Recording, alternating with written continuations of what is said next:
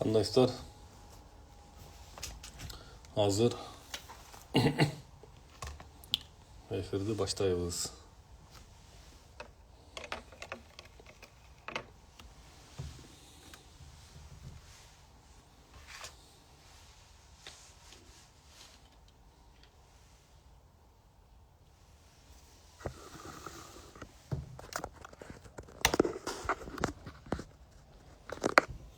Az kişine dayardan alsa dayarlar plus belgisini basıp koyuyorlar.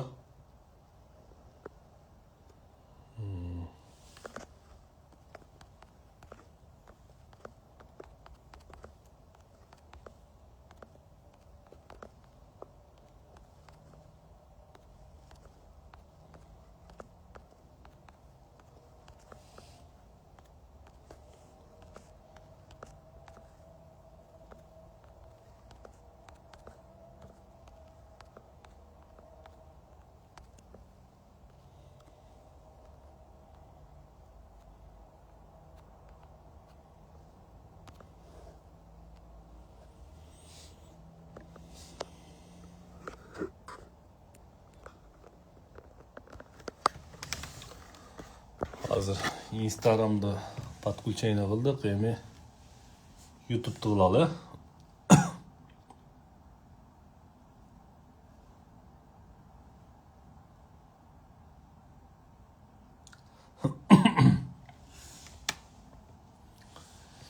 Onda mesela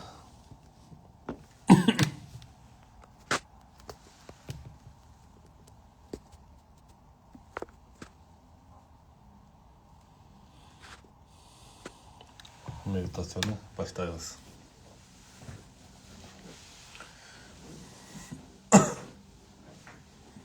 Kısmı YouTube'ga жазып koyayım ha.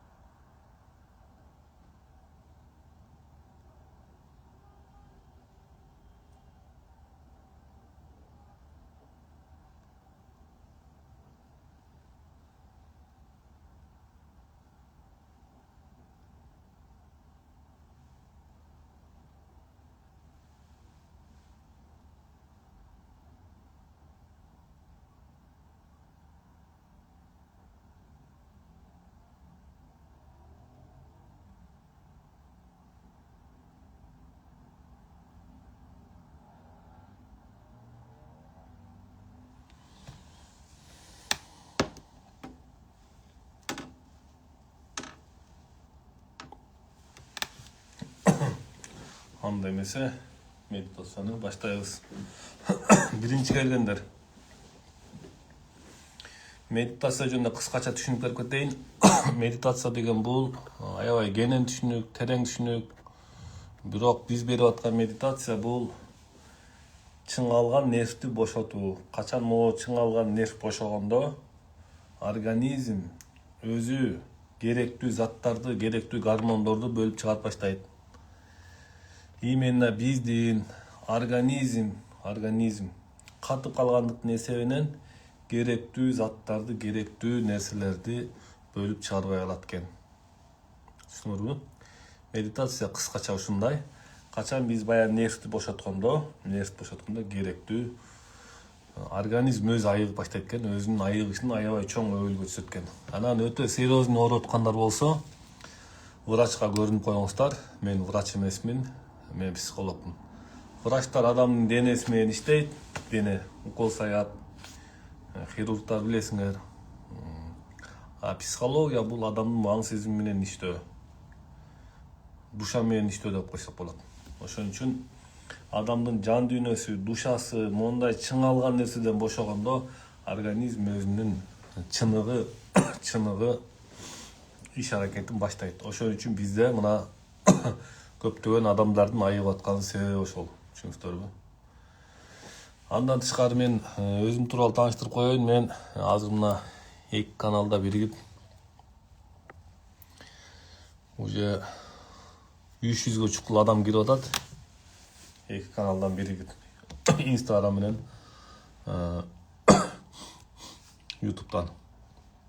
Мен айтып коеюн, мен врач эмесмин, дагы бир жолу. Мен дипломдуу психологмун. Официалдуу мамлекеттик документим бар. Андан тышкары мамлекетке керектүү налогдун баарын төлөп иштеп келебиз бир канча жылдан бери.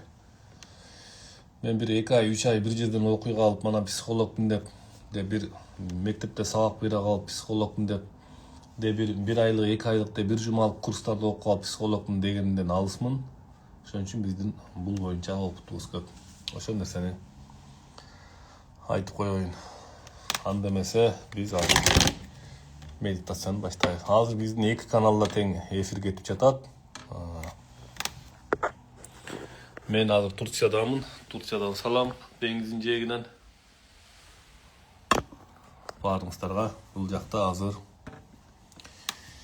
чет мамлекеттиктер үчүн ретрит өтүп жатабыз.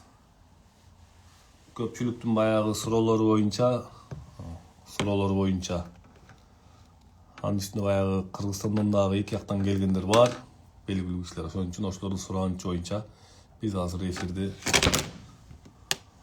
жүктөбөй жатабыз. Только менеджерлер менен анча-мынча адамдар менен калган менен болгон гана нерселерди биз жүктөп коюп атабыз. Анда эмесе мына азыр уже 450-500ге чыккан адам отурат. Давайте анда баштадык. Бисмиллахиррахманиррахим. Биринчи жаңы келгендер омуртканы түз отурабыз. Түз. Экинчи омуртка түз болуш керек. Биздикилер столдун кырында отурабыз, билесиңер, столдун кырында отурганда бутка салмак түшөт. Эми омуртка түп-түз болуш керек. Мындай болсо болбойт, мына түп-түз болуш керек мына. Омуртка түз болуш керек. Эми көздү акырын жумабыз. Көздү мындай акырын жумабыз. Чумуп басып туруп анан көздү жумдук. Эми жөн эле отура беребиз. Эч нерсе кылбайсыңар. Башында мисалы мусулман динин кармандагандар болсо, бисмиллахиррахманиррахим деп туруп жаратканга тапшырып койгула, келме келтирип койгула. Андан болду эч нерсе кылбагыла. Түшүнүңүздөрбү?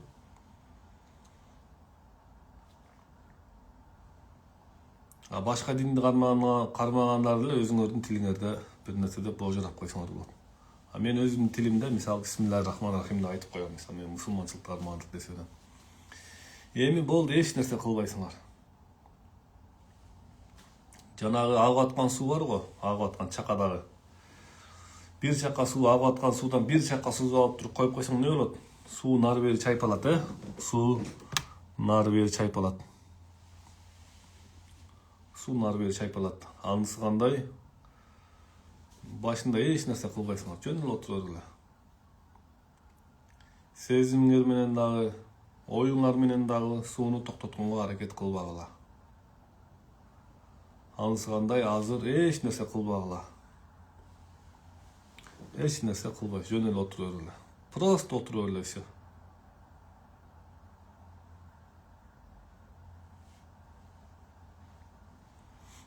Жөн эле просто отура бергиле.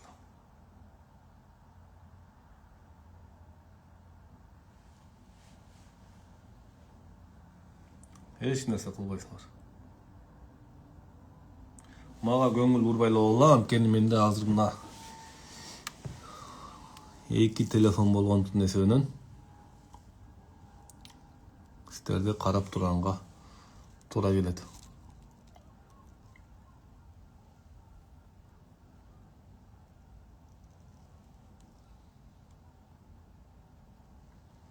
Жөн эле отура бергиле. Сезимиңер менен дагы, оюңар менен дагы өзүңөрдү бошотконго аракет кылбагыла.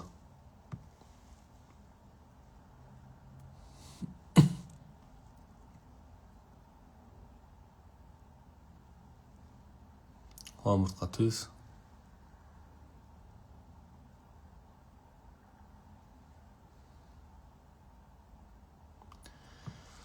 Жанталашпагыла, өзгөргөнгө, денеңерди бошотконго жанталашпагыла, жөн эле отура эле дене өзү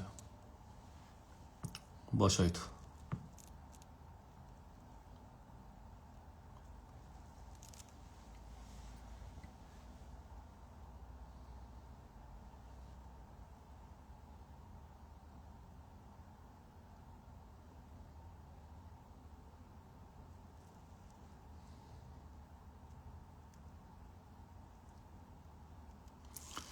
Бир гана биздин таянган затыбыз бар.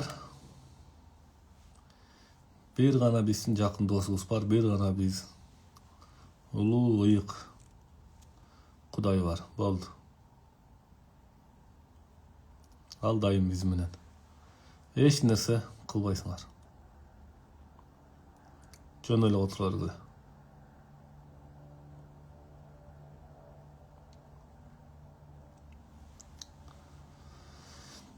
Менин сүйлөгөн сөзүмө маани бербегиле. Анткени себеби биз напряжениянын эсебинен ооруйбуз. Тиякта ойлонобуз, биякта ойлонобуз. Көрсө ой адамды оорутат экен. Ошон үчүн баягы кымызга чыкканда, жайлоого чыкканда, көлгө барганда, чет мамлекетке барганда адамдын ден соолугу баягы ашыкча ойлордон, күнүмдүк оокаттан кутулгандыктын эсебинен баягы жакшырууга кетет экен. Же мусулман жолунда жанагы даватка чыгып кетишет, телефондорду өчүрүп коюп. Бул дагы баягы дүнүйөдөн, эми баягы фанатизмден Кудай сактасын, фанатизмден, бирок баягы чыны Куран үйрөнөм, намаз үйрөнөм деп бул дүйнөдөн баягы ажырап чыгып кеткен себеби да ошол. Бирок фанатчылыкка мен каршымын. Бул мен мисал иретинде айтып атам. Эми бул жерден биз эч нерсе кылбайбыз, жөн эле отура беребиз.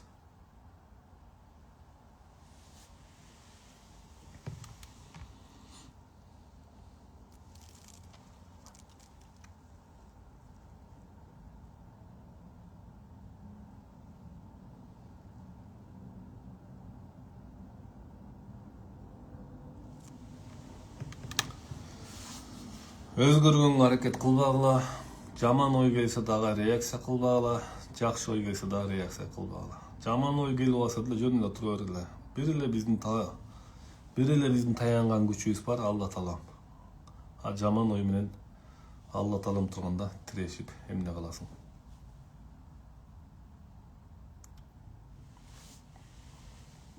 Жөн эле тура беребиз, жөн эле тура беребиз.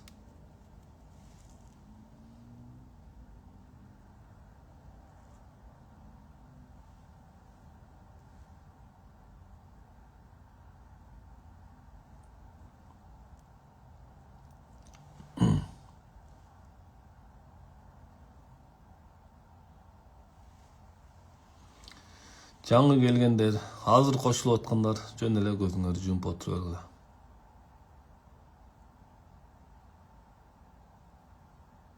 Жөн эле баягы бакта конуп отурган чымчыктай эле. Деп баягы бирибиз тамашалашып калабыз го, эмне отурасың келе содай болуп депчи, деп ойлонбой депчи. Ошол сыяктуу жөн эле отура беребиз. Эч нерсе кылбайбыз.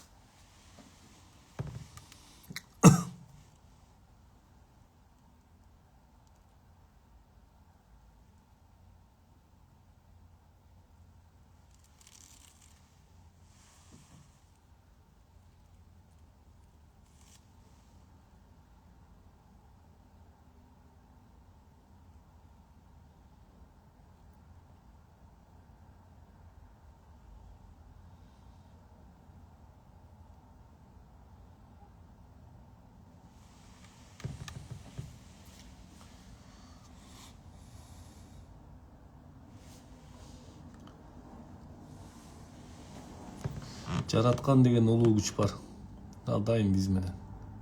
Азыр силер башыңарды иштетип эме кылбагыла, ал дайым биз менен. Просто отура бергиле.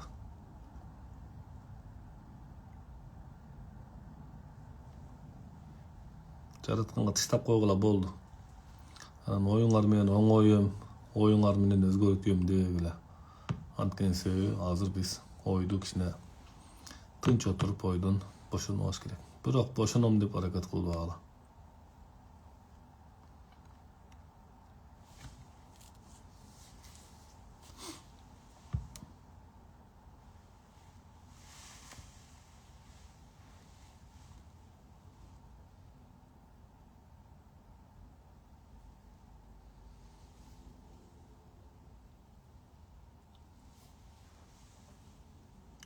Омуртка түз.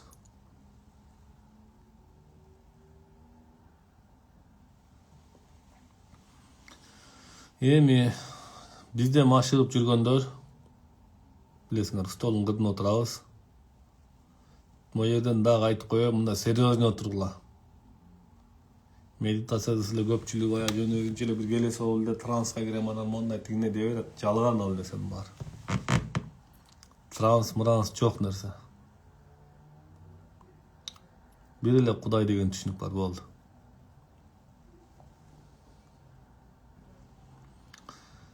Бизде машыгып жүргөндөр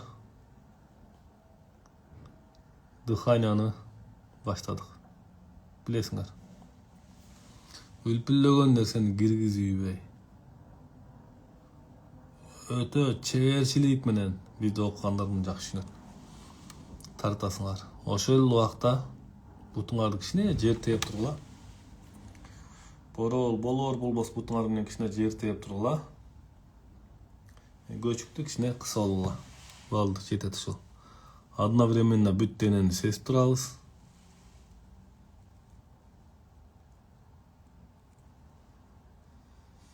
Одновременно бүт денени сезип турабыз. Дыханияны баштадык.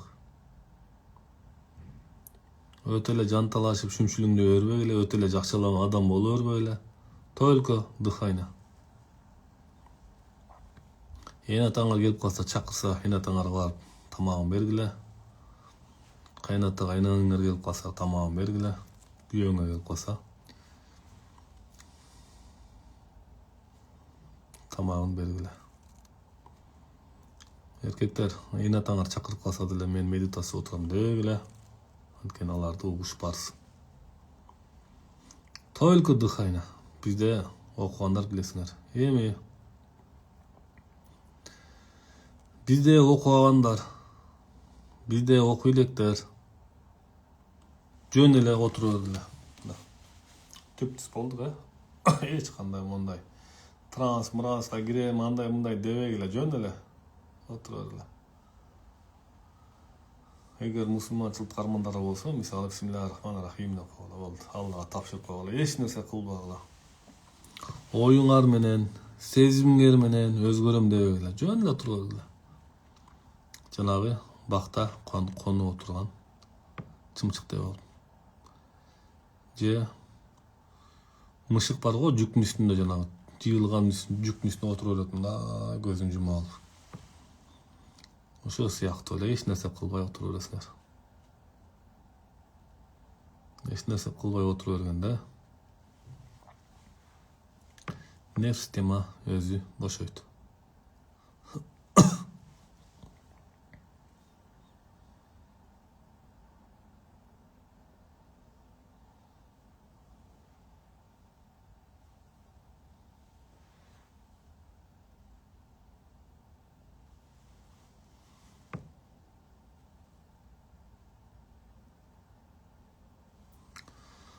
Эң негизгиси биз менен болгон эфирди, байланышты жоготпогула.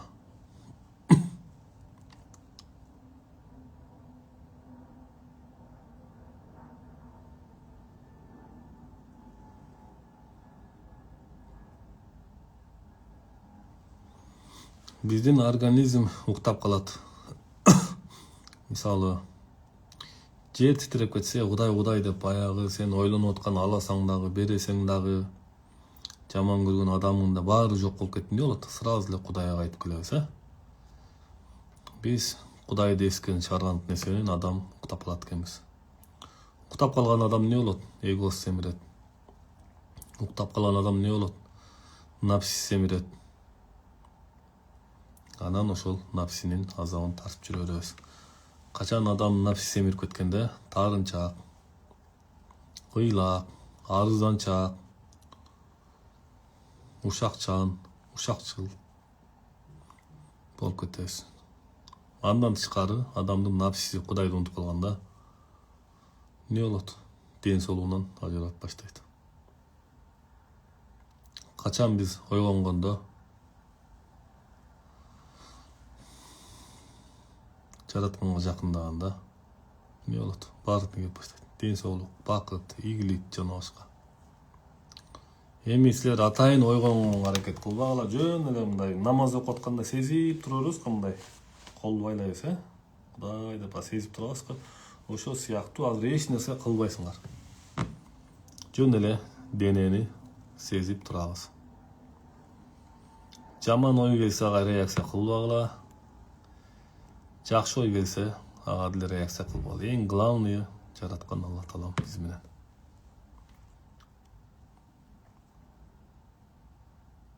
Эч нерсе кылбагыла. Бизде машыгып аткандар эмне кылабыз? Только дыхание, билесиңер. Биздин жанагы платный сабакка катышкандар только дыхание. Дагы айтам, бизге катышпагандар жөн эле отура бергиле.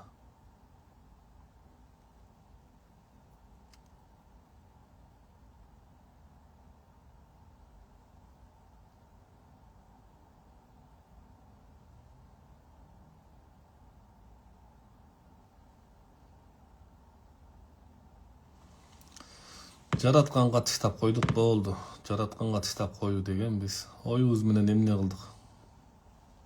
Аракет кылдык, эч нерсеге жетишпедик. Жөн эле жаратканга тыштап коюп, анан иш аракет кылган адам эң чоң ийгиликтерге жетишет.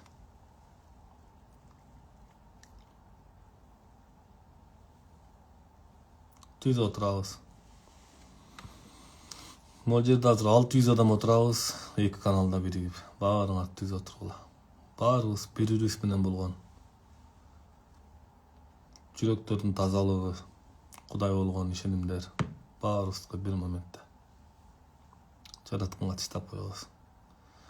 Жаратканга тыштайт десе эле оюңар менен жанталашып, оюңар менен, сезимиңер менен жанталашып, шүмшүлүңдөгүлө. Бирок башында жаратканга сыйынып, Алла Тааладан аябай сурап, келмей келтирип, ушинтип койсоңор болот. Андан кийин мына азыр эч нерсе кылбагыла. Бирок жараткан дайым биз менен. Оюңар менен дагы, сезимиңер менен дагы.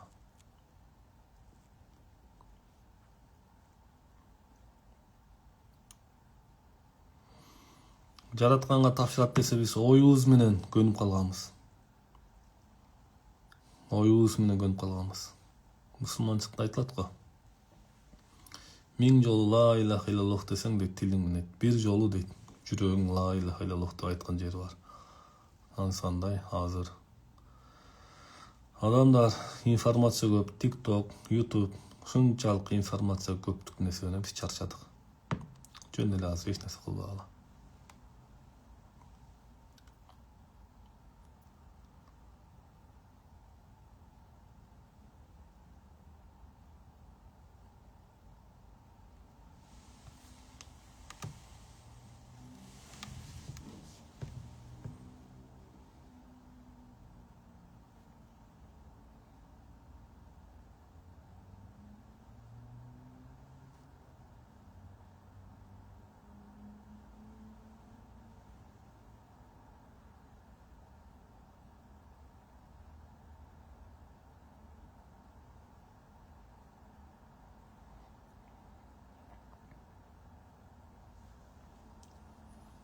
Bir ой келди, ошол ой менен алагды болуп калбагыла. Жакшы ой адамды өстүрөт, жаман ой адамдын түбүнө жетет. Бул жерде жакшы ойдун да, жаман ойдун да бийик нерсе бар, ал Алла Таала. Болду. Чындап жогорку. Эч нерсе кылбагыла.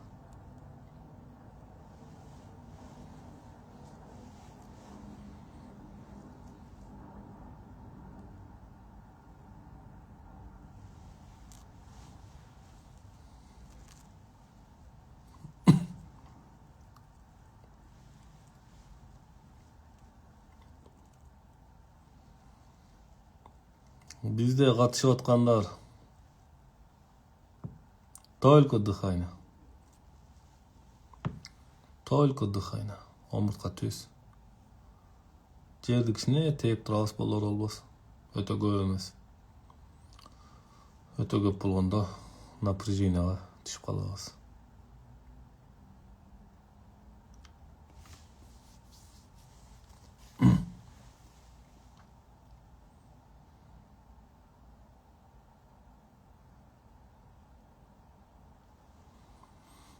Бизде катышып аткандар кичине жерди тээп турабыз. Бүт денени сезип турабыз. Көпчүлүк окууларда медитация жасап, расслабление киргиле, анан мындай, анан тигинде, анан андай нерсе жок. Бүт бир эле Кудай, все. Транска түшөм, анан мындай тигинде деген нерсе жок бизде.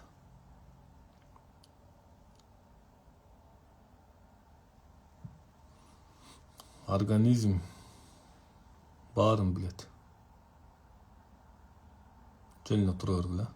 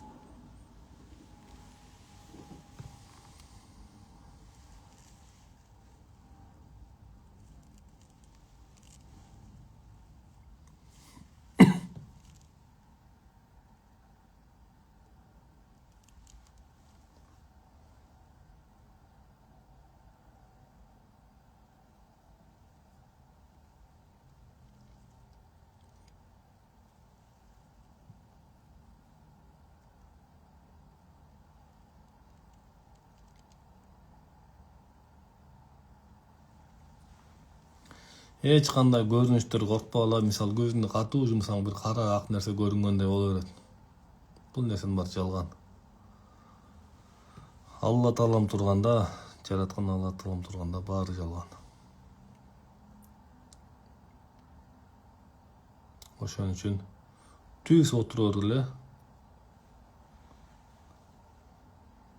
Дене өзү бошойт.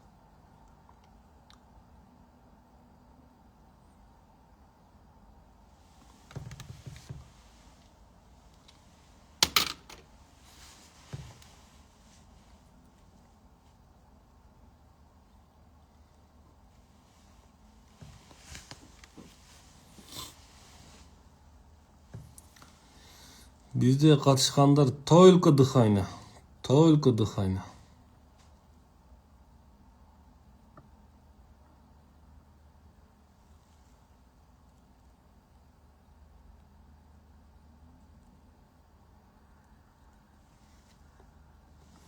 Серьезный отургула, өзүңөрчү эле жинди болуп, өзүңөрчү эле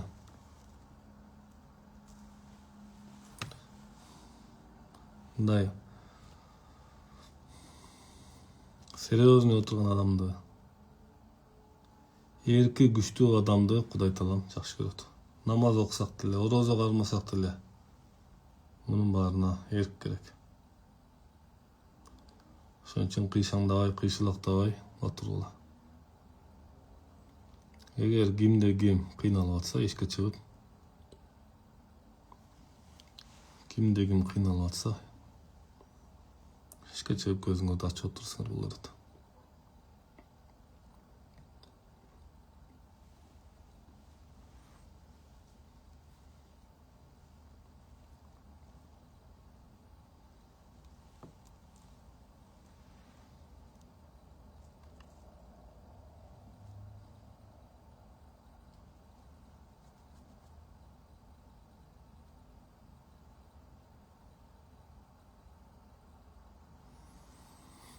Кимде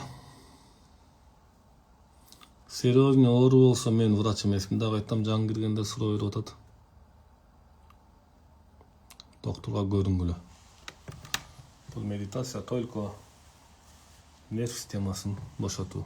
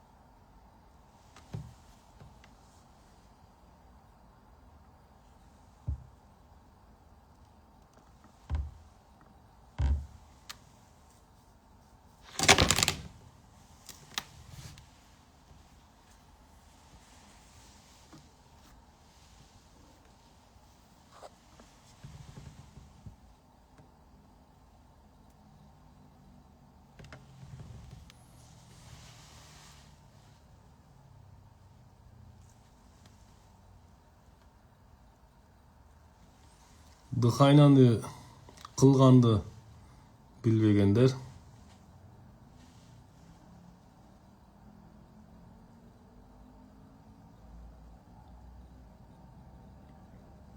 жөн эле отура бергиле.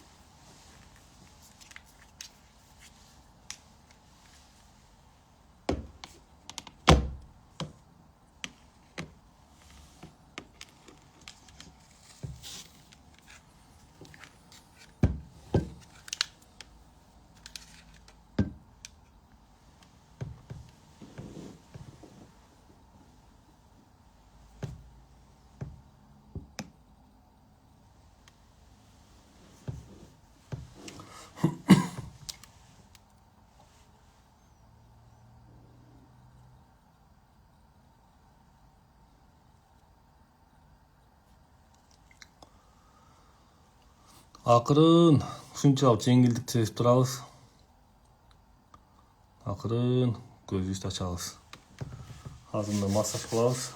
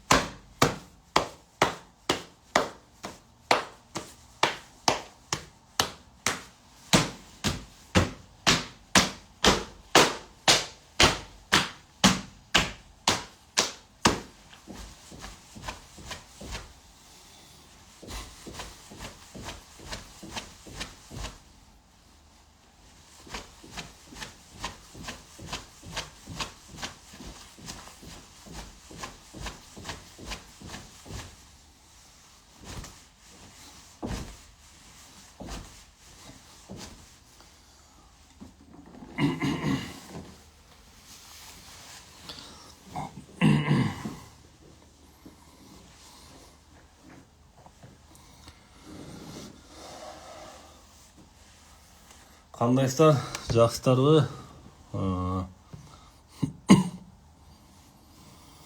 Могу биздин сабактан результат алгандар только мени мактагыла, менин көңүлүм дебегиле. Адам баягы көңүлү деген туура эмес. Адам көңүлү деген жерде адам өнүгүү болбойт. Ошон үчүн мен көңүлүм дебегиле конкретный результат алып, ден соолугунан, энергиясынан жакшы болуп, бардык жагынан жакшы болгондор плюс белгисин баскыла, же жакшы болдум деп жазгыла. Бул керек. Түшүнүңүздөрбү? Жакшы болдум дегендер, пайда тапкандар жакшы болдум деп плюс белгисин баскыла. Мен өчүрүштайын комментарийди.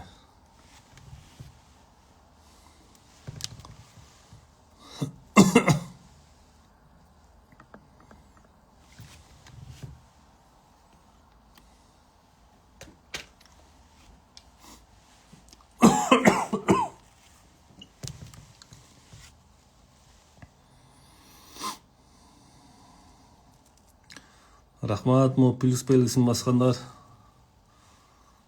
Кудай таалам деле жакшылыктын себепчиси болгон кишини, Алла таалам дайыма коргоп, колдоосун алат экен. Дайыма илим жолуна, билим жолуна аттанган адамдарды деле Кудай таалам аябай колдоосун алат экен. Мисалы, илим алып аткан, билим алып аткан, өнүгүп аткан, Кудайды таанып аткан адамдарды Кудай таалам ошончолук колдойт экен. Түшүнүңүздөрбү? Качан адам жалкоого, уйкучулукка кеткенде, адам разрушенияга кетип баштайт экен. Ошон үчүн мына могу бизди чындыкты айтып жазып койбоңуздар. Баарыңыздарга ыраазычылык. Мына жайнаган плюстар кетти. Мейден азыр мына уже азыр азы кичине 500дөн ашып калыптыр адам.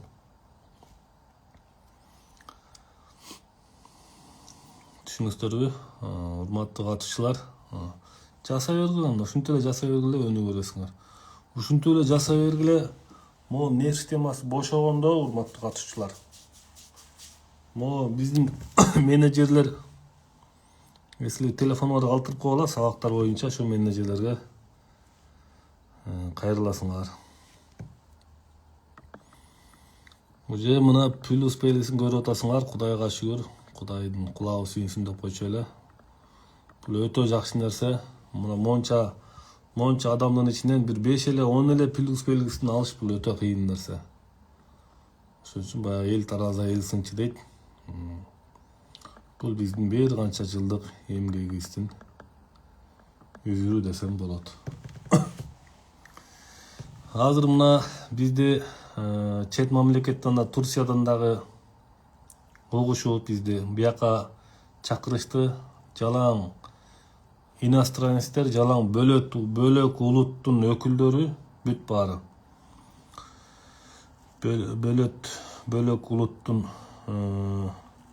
өкүлдөрү мына азыр бияктан чоң жакшы, аябай жакшы ретритти баштап алды, Кудайга шүгүр.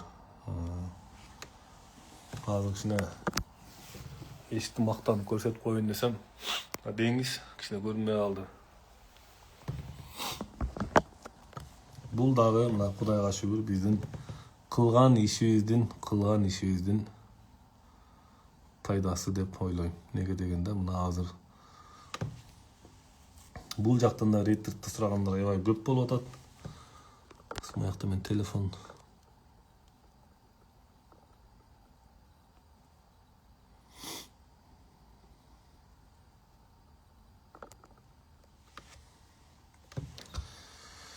Түркиянын Стамбул шаарындабыз.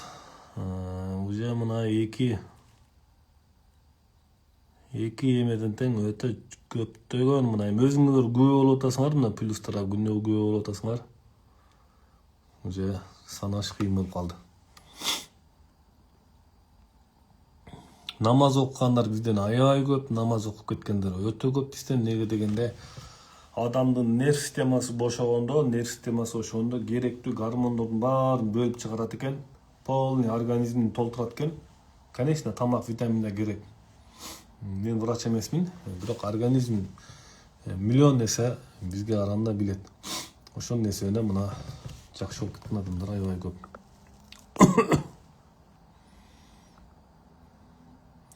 Мына жерде көзүмдүн көрүүсү жакшы болуп калды дейт. Дары ичпей калдым дейт. Мындайлар бизде аябай көп. Эртең дагы Кудайым буйрса, эртең дагы саат 8-де болот. Анан бул жерден дагы нерсе айтып коеюн. Дагы реклама. Мына азыр бул бизнестин, психологиянын бизнеске болгон пайдасы өтө чоң. Психологиянын бизнеске тийгизген таасири өтө чоң. Түшүнүңүздөр, анысыканда ушул тема жөнүндө дагы өтө көптөгөн суроолор болуп атат. Европа же Азиядасызбы дейт. Мен Азия тарабындамын азыр. 1-2 күндөн кийин Европа тарабына өтөбүз буйрса. Ретрит берки Европа тарабында болот 2-3 күндөн кийин. Кийинки эме ретрит дагы Стамбулда болот буйрса. Стамбулда болот. Кыргызстандагылар ошол жактан эле өтөбүз. Эгер акчасын батыра албай аткандар, акчасы көптөр, шарты барлар болсо, анда ретритке Турцияга келсеңер болот. Анын эмесин кийин айтабыз. Анан үйүңөрдөн кар салып, мар салып, анан эме кылбагыла. Вообще болбойт ал. Анан бизнес боюнча сабак өтөйүн деп атам. Бизнес боюнча, урматтуу катышчылар.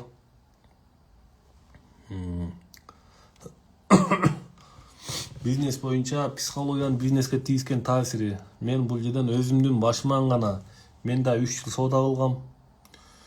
3 жыл базарда иштегем, 1 жыл мал саткам, мойкада иштегем, стройкада иштегем. Ошентип бир мен могу ишке келгенче мен көп жыл мен дагы эл катары грузчик болуп иштегем. Эл катары анан ошол иштеген ишимдин баарын, акчанын баарын мен илимге салгам, билимге салгам.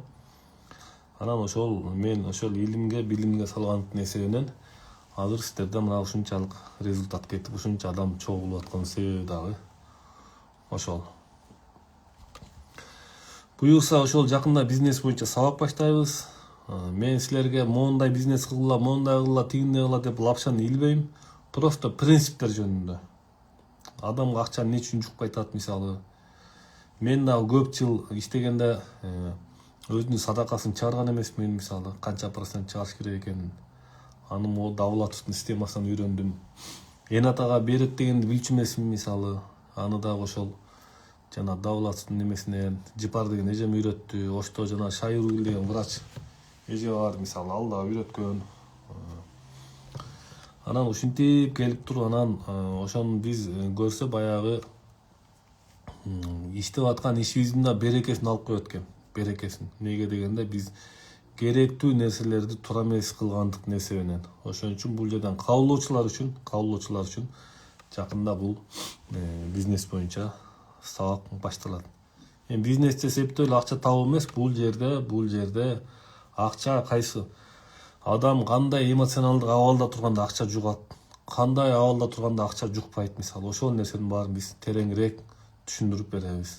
Мисалы, мусулманчылыкта айтылат, сен бизнес кылып атканда эгер оюң, ниетиң ылдый жакта эле болсо, көпчүлүк мына эркектер баягы бизнеси жүрүп атып, аял алганда де бир кыска жолукканда артка кетип, банкрот болуп калган учурлары көп негизи. Эмне себептен ошентип калат? Бул жерде аялдар деле мисалы, аялдар деле. Адам кандай чувствода акча адамга жугат, кандай чувствода жукпайт. Ошолор жөнүндө өтө терең сабак болмокчу. Мен мактанбай эле коеюн, мен бизнесмен болбосом дагы мен көптөгөн бизнесмендерге өзүбүздүн колубуздан келген адамдын эмоционалдык абалын түшүндүрүп, алардын жакшы жардамдарды бере алдык деп ойлойм. Ошон үчүн могу бизнес боюнча бизнес психология деп сабакты ушундай коебуз. Бул жерде мен силерге лапшаны илбейм, конкретный фактылар менен, конкретный нерселер менен гана мен өзүмдүн башыман өткөн нерселерди гана силерге мен сабак берип келем. Мен буга чейин деле өзүмдүн башыман өткөргөн нерселерди сабак берип келгеним үчүн сиздерде мына результат болуп көрбөгөндөй, түшүңөрдө кирбегендей результаттардын болуп атышы бул мен өзүмдүн башыман өткөргөн практиканы сиздерге берип келгенимдин нерсенен ушундай болот. Эгер мен өзүм башыман өтпөсө, тияктан урду алып, бияктан урдай алып, шүмшүлүңдөп тиги кобуштан окуй калып, бул кобуштан окуй калып мен берсем, анда бул адамды алдаш кыйын азыркы заманда. Ошол урматтуу катышчылар, эртең дагы эфир болот, Кудайым буйрса. Эртең дагы эфир болот, буйрса. Могу эме боюнча психологиянын бизнеске тийгизген таасир деп коелук. Теманы ушундай коелук. Психологиянын, адамдын нерв системасынын бизнеске тийгизген таасири. Ошол үчүн да сабак беребиз. Мисалы, чыгыш элинде бир жакшы макал бар. Жүзүңдө жылмайы болбосо, магазин ачпай эле кой деген жакшы сабак бар. Жүзүңдө жылмайы болбосо,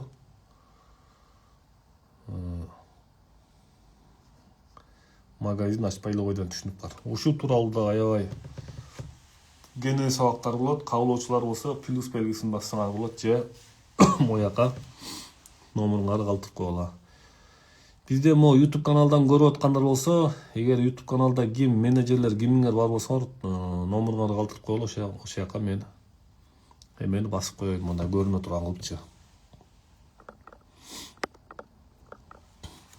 Биздин ар бир сабак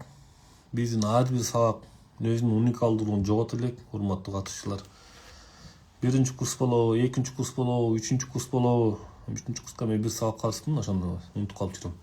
3-курс болобу, тарамыш болобу, шакалдар болобу.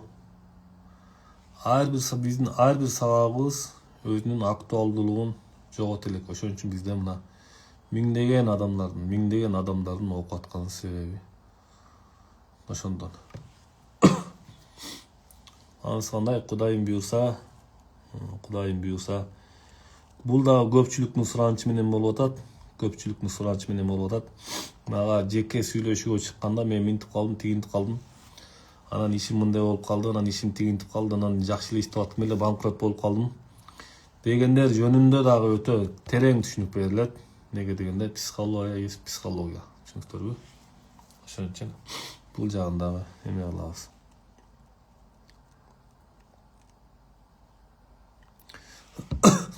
Биздин сабактар 3000 сомдон 1500 сомго чейин эле мына бүгүн 1000 сомдук сабак болуп атат.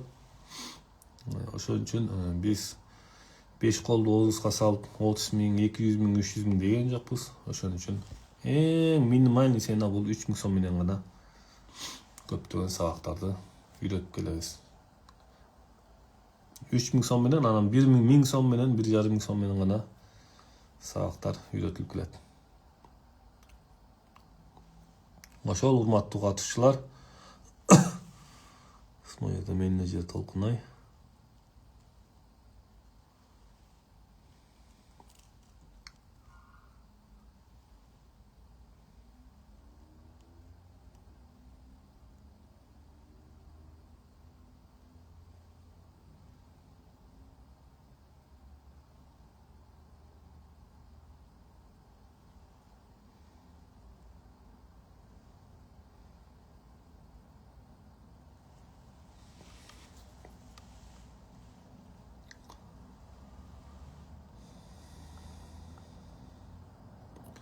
Дагы айтып коеюн, мо бизнес, психология, бизнес бул укмуш сабак, керемет сабак мына. Шакалдар кандай укмуш болуп атат мисалы. Бул өтө терең сабак шакалдар. Экинчи курс кандай терең сабак. Тарамыш сабагын айтпай эле коеюн, аны бир 20 000, 30 000ге сатып алсаңар деле болот негизи тарамыш сабагын. Сиздерге мына 1000 сомдон катыштыңар. Анысы кандай, бул да сабак өзүнүн аябай чоң актуалдуулугу бар. Бул сабактын аябай чоң актуалдуулугу бар. Неге дегенде, менин бул өзүмдүн башыман өткөн окуялар.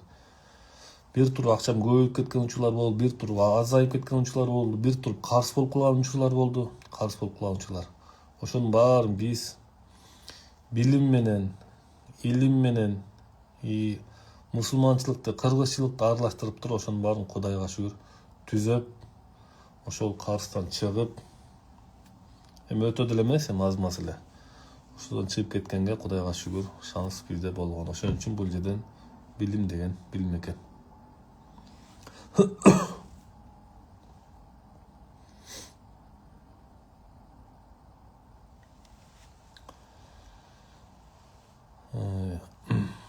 Эгер сабактар боюнча мына мо менеджерлердин телефону жазылды. Ошол жактан көрсөңүздөр болот.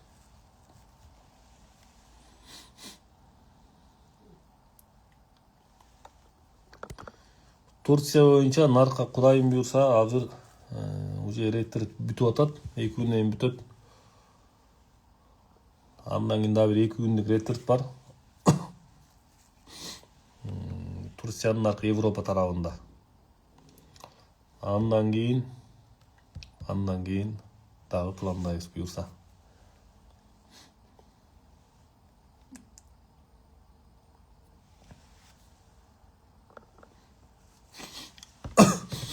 Дагы бир сабак болуп атат бул жерден, урматтуу катышчылар. Мисалы, бул адам деген адам экен, 5 кол тең эмес экен. Мисалы, биз азыр мына акыркы группаларда эле бир канча жүздөгөн адамдар окуп атат. Ошолордун ичинен бизге личкага көп чыгышат. Кээ бирлер белгилүү адамдар, кээ бирлер ар кандай сферадагы адамдар. Анан VIP сабагын уюштурбайсызбы дегендер бизде аябай көп болуп атат. VIP сабакты сурагандар акыркы жылдар аябай көбөйдү.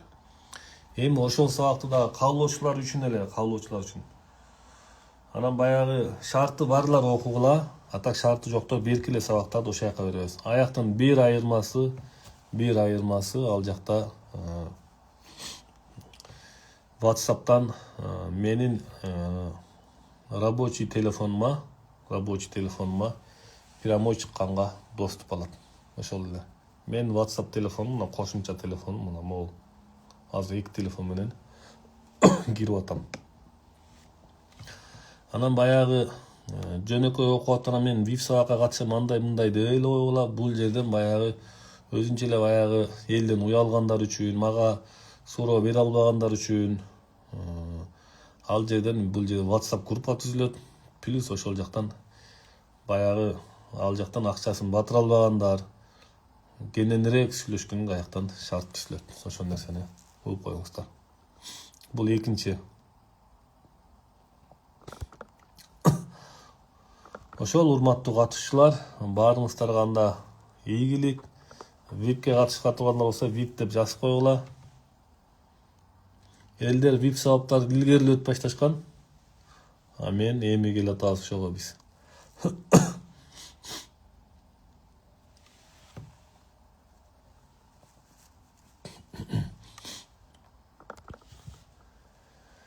Эртең Кудайым буйрса дагы болот, урматтуу катышуучулар. Эртең дагы болот, Кудайым буйрса. Ошон үчүн эртең Кудайым буйрса, саат Кыргызстан сааты боюнча саат 9-да болот буйрса. Жакшы туруңуздар, урматтуу YouTube каналы. Сиздер да аябай жакшы кирип бердиңиздер. Азыр YouTube'да өчүрөйүн, анан Instagram'да өчүрөм.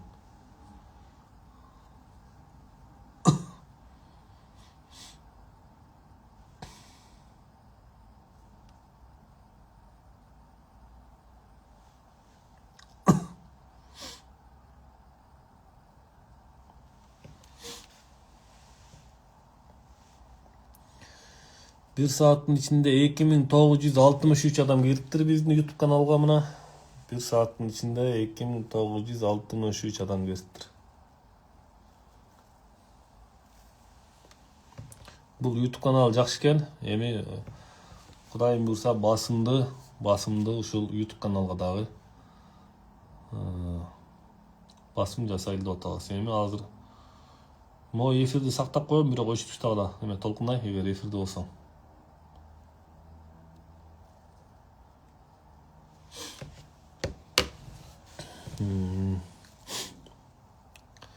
Давайте жакшы эс алыңыздар. Кудайым буйрса эртең дагы